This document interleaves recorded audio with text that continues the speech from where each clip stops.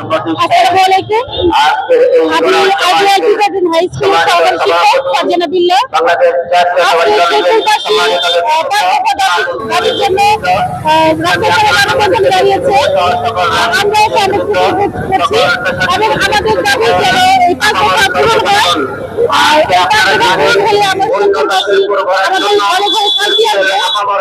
আর আমাদের প্রধান দাবি আমি একজন মা, আমার ছেলে পরীক্ষা দিয়েছে। আমি চাই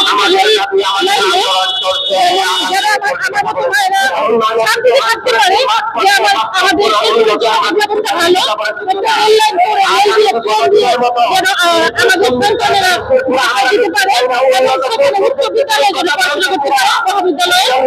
আর আরো 5 দফা দাবি আছে আমাদের স্কুলের যেন হাসপাতাল উন্নয়ন হয়, আর সেখানে পরিষ্কার পরিচ্ছন্নতার ব্যাপারে আমরা মানে দাবি জানাই। সেখানে পরিষ্কার পরিচ্ছন্নতা আরো সঠিকভাবে করা হয়।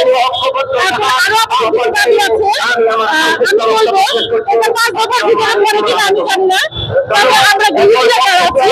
আমাদের শহরে গ্যাসের খুব সমস্যা, সকাল থেকে প্রায় 10টা মধ্যে গ্যাসের খুব সমস্যা হয়।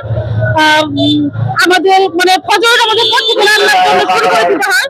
এই গ্যাসটা যেন মানে গ্যাসের সমস্যার জন্য সমাধান হয়, এটা আমাদের যে গৃহবধূদের আমাদের যাই হোক।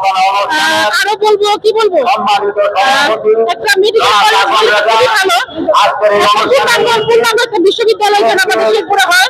আমাদের সন্তানেরা যেন ঘরে বসে মায়ের কোলে বসে যেন পড়াশোনা করতে পারে। সর্বোপরি আমি মানববন্ধনে সবাই জানাচ্ছে, আমি তাই চাচ্ছি আমার স্কুলের ছাত্ররা, আমার স্কুল ছাত্রীরা সবাই আমরা সহযোগিতা করছি। আসসালামু আলাইকুম।